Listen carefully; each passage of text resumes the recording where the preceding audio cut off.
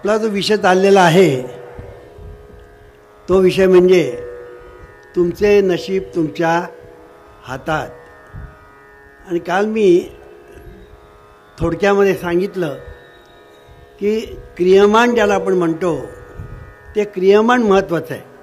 क्रियमान म्हणजे काय? आज आपण जे करतो ते महत्त्वाचं आहे. तुकाराम महाराजांनी एके ठिकाणी म्हटलं आहे, चाल केलासी मोकळा, बोल विठ्ठल वेळोवेळा, तुझं पापची नाही ऐसे, नाम घेता जवळी वसे, पंचपातकांच्या कोडी, नामे जळता नलगे घडी, केली मागे नको पाहो, तुझं जमान आम्ही आहो.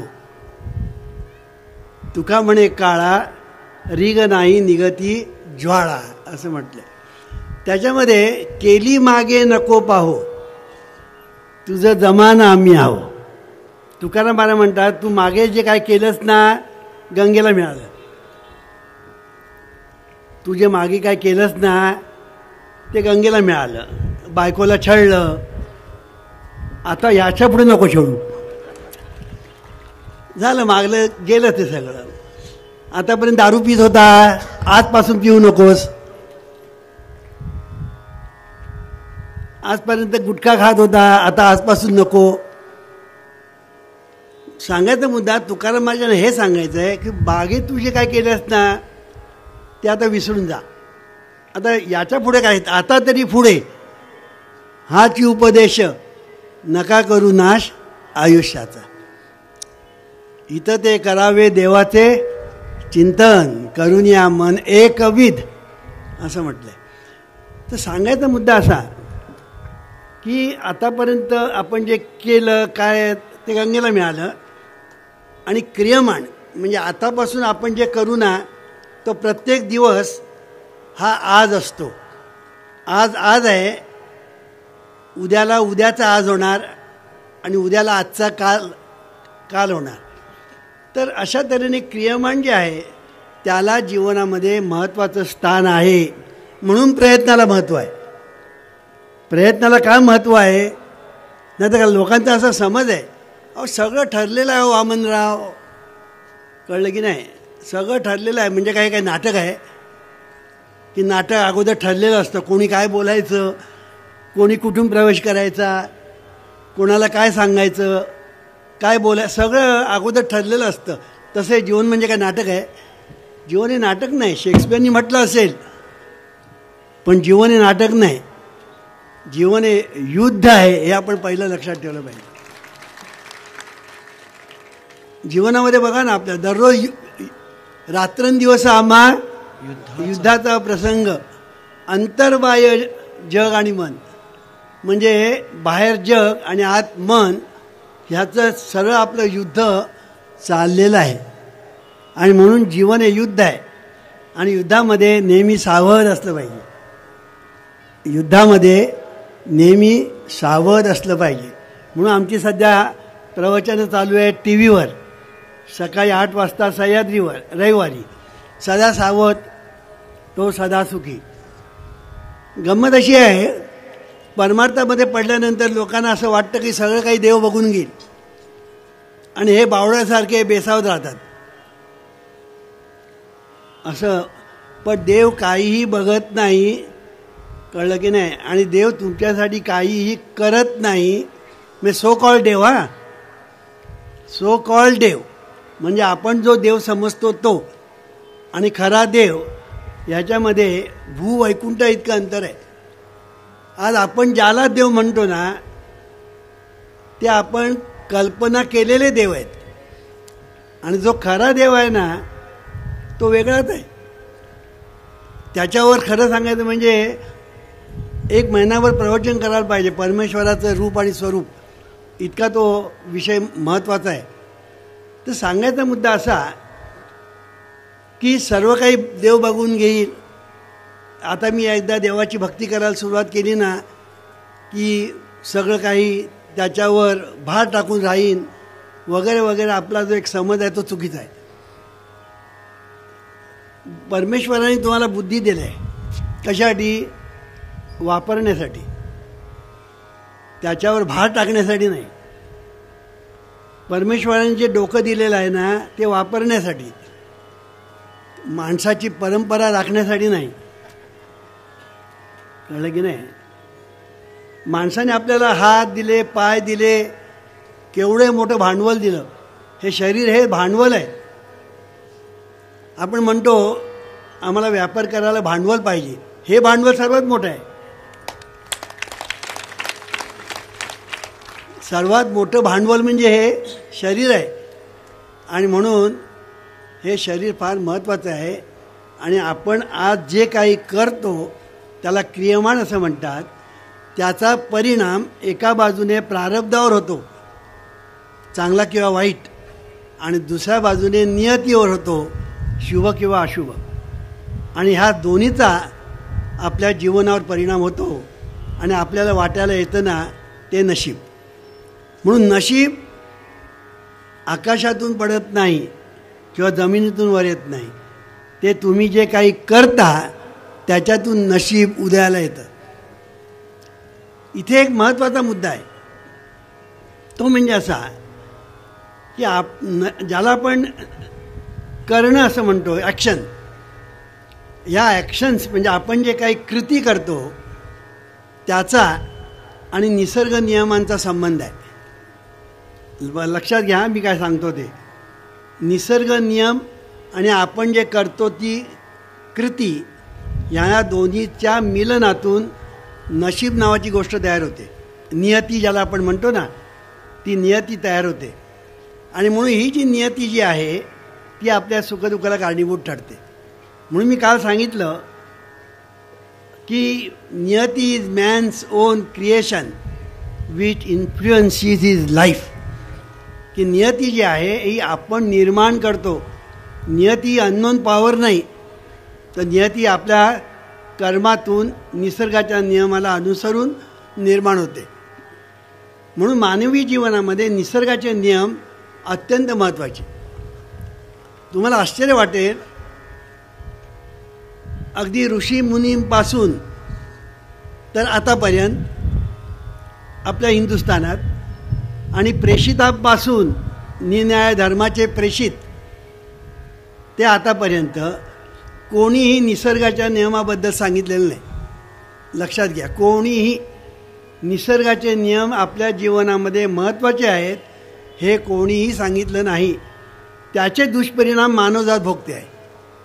आज मानवजात जे दुःख भोगीत आहे, धर्माच्या नावाखाली युद्ध, धर्माच्या नावाखाली दंगेधोपे, धर्माच्या नावाखाली हेवेदावे, धर्माच्या नावाखाली तंटे बखेडे, हे सगळं जे निर्माण झालं ना त्याचं कारण निसर्गाच्या नियमांना कोणी लक्ष दिलं नाही, किंबहुना त्यांच्या लक्षातच आलं नाही असं मी म्हणेन. जीवनविद्याने प्रथम सांगितलं की निसर्गाचे नियम महत्त्वाचे आहेत. आता हे निसर्गाचे नियम महत्त्वाचे आहेत हे एकदा तुम्हाला कळलं ना, मग प्रश्न निर्माण होतो निसर्गाचे नियम काय. परमेश्वर अनंत स्वरूप आहे आणि त्याचे निसर्गाचे नियम अनंत आहेत. त्याचे निसर्गाचे नियम अनंत आहेत. मानवजातीला जे ज्ञात आहेत ते फार थोडे आहेत. मानवजातीला जे ज्ञात आहे ते फार निसर्गाचे नियम थोडे आहेत. आणि पुष्कळ अजून आपल्याला ज्ञात व्हायचे आहे. पण जसजसे निसर्गाचे नियम आपल्याला कळायला लागतात तशी आपली प्रगती व्हायला लागते. एका बीजापोटी तरुवर कोटी हे कळायला कितीतरी वेळ लागला. कारण एक असं युग होतं, त्याला पाषाण युग असं म्हणतात. तेव्हा शेतीविती नावाचा प्रकार नव्हता. पण निसर्गाच्या नियमाप्रमाणे शेती आपल्याला धान्य देते हे कळायला आपल्याला वेळ लागला आणि शेती नावाची गोष्ट तयार झाली. अशा तऱ्हेने निसर्गाचे नियम आपल्याला कळायला लागले. आज मोबाईल आहे. मोबाईल निसर्गाचे नियम काय ते कळल्यामुळेच मोबाईल नावाची गोष्ट तयार झाली, टेलिफोन नावाची गोष्ट तयार झाली, विमान नावाची गोष्ट तयार झाली. कारण बऱ्याच लोकांना गुरुत्वाकर्षण शक्ती हे माहितीच नव्हतं. फोर्स ऑफ ग्रॅव्हिटी ज्याला म्हणतात ते बऱ्याच लोकांना माहितीच नव्हतं. ते न्यूटनने ज्यावेळेला ते फळ खाली पडलं, सफरचंद झाडावरून खाली पडलं आणि तो बसला होता झाडाखाली विश्रांती घेत. ते फळ वरून खाली का पडलं, ते वर का नाही गेलं, हा विचार त्याच्या डोक्यात आला. तुमच्या आला का कधी? आपण काय करू, सफरचंद खाली पडलं ते घेणार, कापणार, खाणार. म्हणून आपण न्यूटन झालो नाही. न्यूटन त्याने विचार केला, चिंतन केलं, अरे खाली का पडलं, वर का नाही जात, आणि गुरुत्वाकर्षण शक्तीचा शोध लागला. या एका शक्तीमुळे आपण चंद्रावर जाऊ शकलो. निसर्गाच्या नियमापैकी हा महत्त्वाचा सिद्धांत, फोर्स ऑफ ग्रॅव्हिटी. पण आपण चंद्रावर जाऊ शकलो, त्या नियमापैकी एक नियम. मी काय सांगतोय लक्षात घ्या, तुमचं जीवन निसर्गाच्या नियमाने बद्ध आहे. आमची परमेश्वराची व्याख्याच तशी आहे, निसर्ग नियमाने बद्ध, स्वयंचलित, स्वयंनियंत्रित, नैसर्गिक, पद्धतशीर व्यवस्था म्हणजे परमेश्वर. हे निसर्गाचे नियम मानवी जीवनामध्ये महत्त्वाचे आहेत. आपलं जीवन जे घडतं किंवा बिघडतं त्याला एकमेव कारण निसर्गाच्या नियमांना आपण लाथाडतो, डावलतो, उपेक्षा करतो, आणि त्याच्यातून हे सगळे प्रॉब्लेम निर्माण होतात. मग निसर्गाचे नियम काय आहेत? अनेक आहेत, पण थोडक्यात सांगतो. Action and reaction equal and opposite. Action and reaction multiplied and magnified, हा एक झाला. दुसरा law of cause and effect. Law of cause and effect म्हणजे इथे परिणाम आहे तिथे कारणे असतंच. त्याचप्रमाणे पुष्कळ आणखीन सिद्धांत आहे. As you think so you become. तुम्ही ज्याप्रमाणे विचार करता त्याप्रमाणे तुमच्या जीवनाला आकार प्राप्त होतो. आणखीन किती नियम आहेत? Law of adjustment, law of interaction, law of conscious mind, law of subconscious mind, law of life. किती आहेत? पुष्कळ आहेत. पण हे मी जे सांगितले त्याचा आपल्या जीवनाशी जवळचा संबंध आहे. जवळचा म्हणजे डायरेक्ट म्हणतो ना तसा संबंध आहे. आणि हे जर आपण नीट लक्षात ठेवलं तरच आपल्याला जीवन जगण्याची युक्ती कळेल.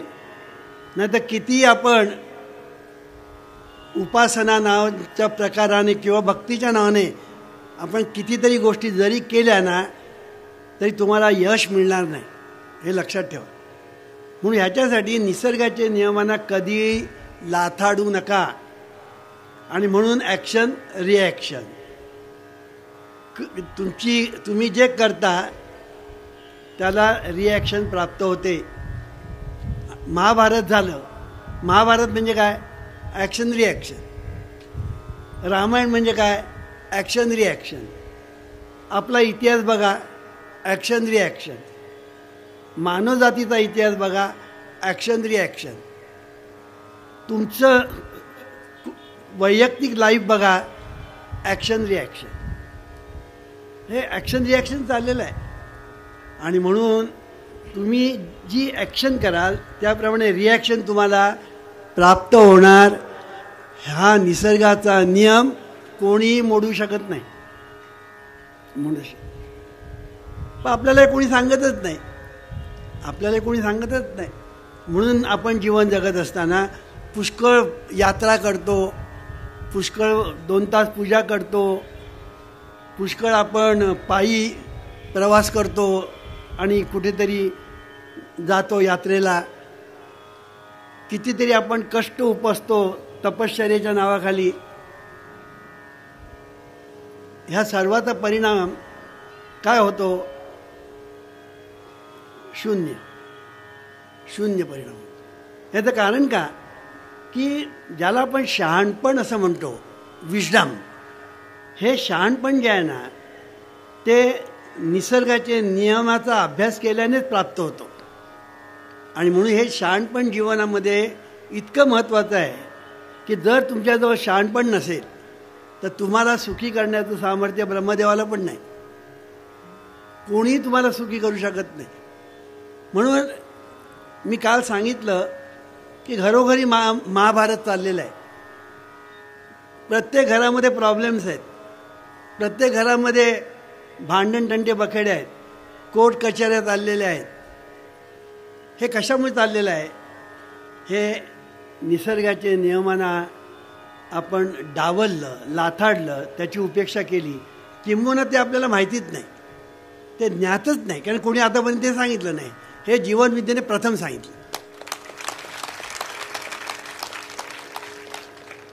आणि म्हणून आज जगामध्ये जर निसर्गाचे नियम लोकांना ठाऊक झाले असते ना, कोणी तंटे बखडे केले नसते, धर्माच्या नावाखाली भांडण तंटे झाले नसते. आज एक करतो त्याची रिॲक्शन दुसरी होते. इथून ॲक्शन केली की तिथून रिॲक्शन होते. हे ॲक्शन रिॲक्शन चाललेलं असतं. तर सांगायचा मुद्दा असा की संबंध जीव ह्याच्यावर खूप बोलण्यासारखं आहे, पण मी आता बोलत नाही. ह्याचं कारण वेळ आपल्याला थोडा आहे. तर क्रियमान ज्याला आपण म्हणतो, हे क्रियमान तुमच्या आयुष्यामध्ये महत्त्वाचं आहे. तुम्ही आज जे करता आणि कराल त्याच्या रिॲक्शन तुम्हाला ताबडतोब मिळायला सुरुवात होईल. ताबडतोब. आज जे तुम्ही करणार ना किंवा करता त्याच्या रिॲक्शन तुम्हाला ताबडतोब मिळा. आणि आतापर्यंत तुम्ही जे केलं त्याचे रिॲक्शन तुम्ही आतापर्यंत भोगताच आहात. आणि अशा तऱ्हेने आपलं ॲक्शन रिॲक्शन चाललेलं आहे. आणि म्हणून कुठेतरी हे थांबवलं पाहिजे. त्याला इंटरॅक्शन म्हणतात. त्याला लॉ ऑफ इंटरॅक्शन म्हणतात.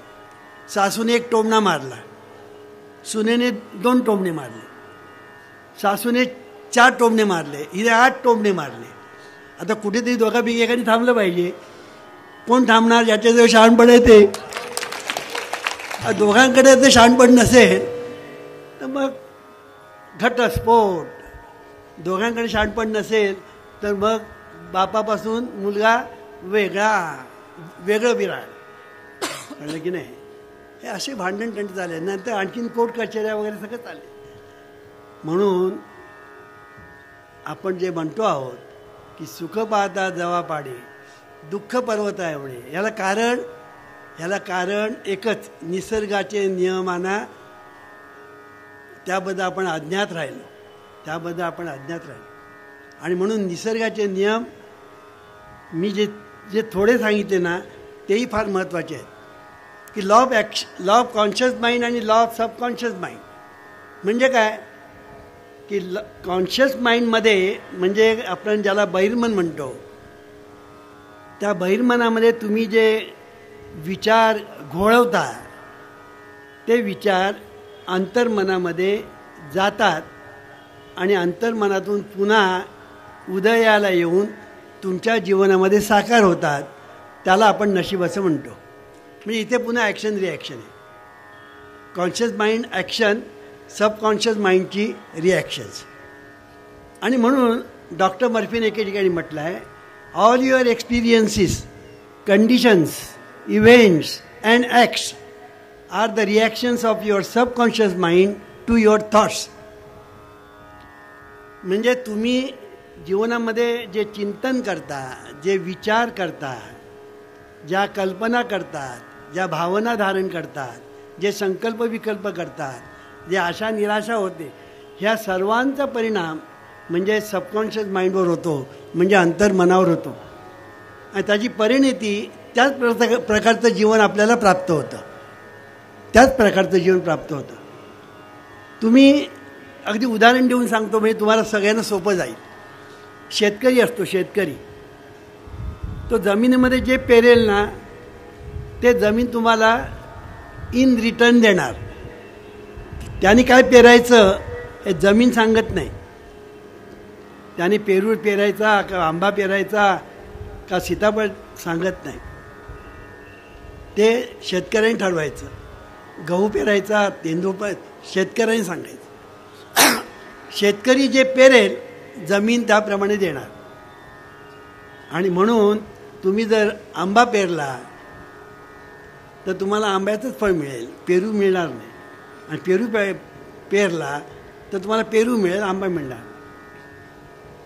तसं सबकॉन्शियस माइंड म्हणजे अंतर्मन हे शेत आहे, शेत. बहिर्मन हा शेतकरी आहे आणि विचार त्या बिया आहेत. ह्या बिया म्हणजे विचारांच्या बिया आपण अंतर्मनाच्या शेतात पेरत असतो. काही विचार चांगले असतात, काही विचार वाईट असतात, बहुतेक वाईटच. चांगले विचार पेरण्याची बुद्धीच कोणी आपल्याला देत नाही, कळलं की नाही. आणि म्हणून वाईट विचारच आपण पेरत असतो आणि म्हणून जीवनामध्ये वाईटच घडत असतं.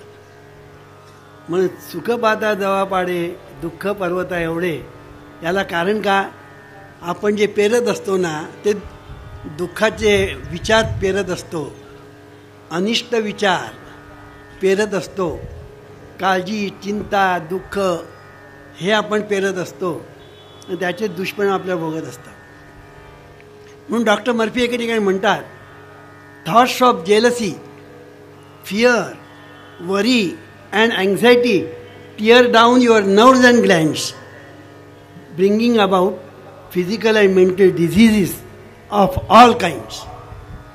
आपल्याला जे नाना तऱ्हेचे दुःख आपल्या वाट्याला येतं, रोग निर्माण होतात, त्याची जी कारणं आहेत त्यापैकी मुख्य कारण थॉट्स ऑफ जेलसी म्हणजे आपण एकमेकांचा मत्सर करतो. थॉट्स ऑफ फिअर, आपल्याला सतत भीती वाटत असते, कशाची तरी, कोणाची तरी भीती वाटत असते. थॉट्स ऑफ जेलसी, फिअर, वरी, आपण सतत चिंता करत असतो. वरी म्हणजे चिंता आणि अँझायटी म्हणजे काळजी. बायकोचं कसं होईल, मुलांचं कसं होईल, उद्याचं कसं होईल, काळजी करत असतो. आणि हे आपण पेरत असतो, हे आपल्याला ठाऊक नाही. हे आपण अंतर्मनामध्ये पेरत असतो, हे आपल्याला ठाऊक नाही. पण ignorance of law is no excuse असं एक कायद्यामध्ये सांगितलं जातं. Ignorance of law is no excuse. तसं ignorance about laws of nature is no excuse असा निसर्ग सांगतो. म्हणून बा मला माहीत नव्हतं म्हणून मी वाईट विचार केले, आता माहीत झालं ना, आता चांगले विचार कर. आजपर्यंत तुम्हाला माहीत नव्हतं, आजपर्यंत तुम्हाला हे माहीत नव्हतं, परिणाम दुःख वाटायला आलं. मग आता ह्याच्या पुढे, आता तरी पुढे हाची उपदेश. आता आजपासून तुम्ही असं ठरवायचं, किंबहुना आतापासून, कल करे तो आज करे तो, आजपासून असं विचार करायचा. आपण चांगलेच विचार करायचे, एकही वाईट विचार करायचा नाही. बोलायचं चांगलंच, वाईट बोलायचं, इच्छा करायची चांगलीच, वाईट इच्छा करायची, आणि जे करायचं ते चांगलंच, वाईट करायचं नाही. बस एवढं जर तुम्ही केलं, त्याची सुरुवात विचारांपासून होते. मग तिथूनच सुरुवात करा, चांगले विचार करायला, सुंदर विचार करायचे. संबंध दिवसामध्ये चांगले विचार बळजबरीने करा शिका, बळजबरीने. त्याला तुकाराम महाराजांनी अट्टहास म्हटलं आहे. कळे न कळे त्या धर्म, ऐका सांगतो रे वर्म, माझ्या विठोबाचे नाम, अट्टाहासे उच्चारा, तो या दाखविलं वाटा, जया पाहिजे त्या नीटा, कृपावंत मोठा, पाहिजे तो कळवळा. म्हणून अट्टास पाहिजे, त्यालाच प्रयत्न म्हणतो आपण, त्यालाच आपण प्रयत्न म्हणतो, त्यालाच आपण अभ्यास म्हणतो. आणि हा अभ्यास केल्याशिवाय पर्याय नाही.